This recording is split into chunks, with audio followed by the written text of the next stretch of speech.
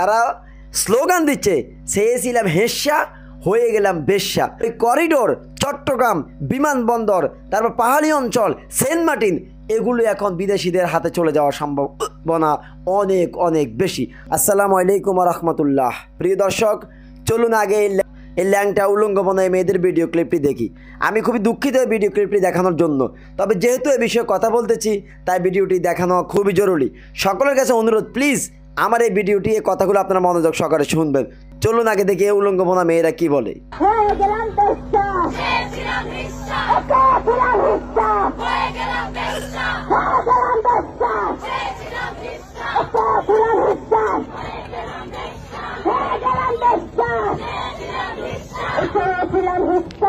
দর্শক, আপনারা শুনলেন ভিডিওটি। তারা স্লোগান দিচ্ছে, চেয়েছিলাম হেস্যা হয়ে গেলাম বেশ্যা।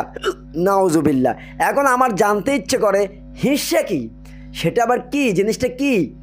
আর এরকম অর্ধলঙ্গ হয়ে নাভি দেখিয়ে, বুক দেখিয়ে, এরকম প্যাট ফিট দেখিয়ে এই বাংলাদেশে ইসলামপন্থী মুসলিম কান্ট্রিতে এরা প্রকাশ্যে রাস্তা নেমেছে।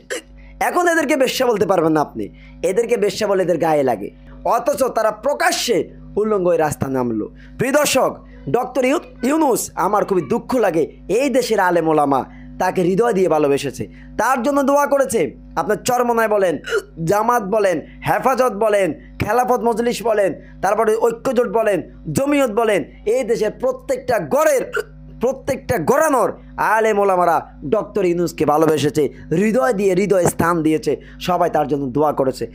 আমার আজকে আলোচনা ডক্টর ইউনূস নয়, ওই করিডোর, চট্টগ্রাম বিমানবন্দর, তারপর পাহাড়ি অঞ্চল, সেন্ট মার্টিন, এগুলো এখন বিদেশিদের হাতে চলে যাওয়ার সম্ভাবনা অনেক অনেক বেশি। তবে সে বিষয়ে আজকে কথা বলবো না। আজকে নারীরা প্রকাশ্যে রাস্তা নামিয়ে তারা কী চাচ্ছে, কেন তারা রাস্তা নামলো? মুসলিম কান্ট্রি 90% বলি আমরা, কেউ বলে 95%, কেউ বলে 96%। সেই দেশে এই উলঙ্গবনা নারীরা কী চায়, কী তাদের উদ্দেশ্য? ডক্টর ইউনূস তিনি এই নারীদের মাধ্যমে বাংলাদেশ চালাতে চায়। ওই যে পশ্চিমাদের কালচার, ওই যে ইহুদি খ্রিস্টানদের কালচার এনে বাংলাদেশ চালাতে চায়। অলরেডি আমাদের আলেম ওলামারা অনেকে বলতে শুরু করেছে, আগে ছিলাম কুকুরের হাতে, এখন পড়েছি বাঘের হাতে। হ্যাঁ, এটা সত্য।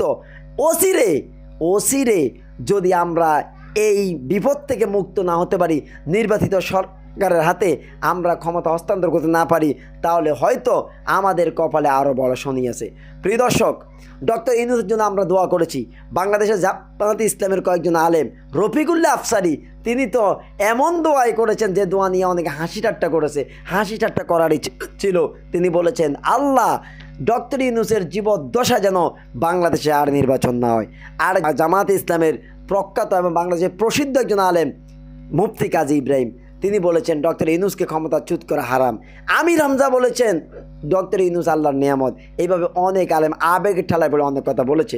আলেমরা, ইসলামপন্থীরা ডক্টর ইউনূসকে নিয়ে স্বপ্ন দেখেছে যে শেখ হাসিনার পতনের পর এই দেশের হাল ধরেছে ডক্টর ইউনূস, তার হাতে বাংলাদেশ নিরাপদ। এবং এবার ঈদ উল ফিতরের নামাজের পর তিনি মুসল্লিদের সাথে একাকার হয়ে যেভাবে মিশেছেন, পূর্বের 54 বছরে কোনো শাসক এরকম মিশে নাই। গোটা জাতি অবাক, আমরা এক ইউনূস পেয়েছি। ডক্টর ইউনূস এমন শাসক বাংলাদেশ আর কখনো দেখে নাই। বাংলাদেশ তার হাত ধরে চলে যাবে অনেক অনেক দূর। কিন্তু আমাদের স্বপ্ন ছিল একেবারে দুঃস্বপ্ন, দিবা স্বপ্ন। এই স্বপ্নর উপর দিয়ে ছুরি মেরে দিয়েছে ডক্টর ইউনূস।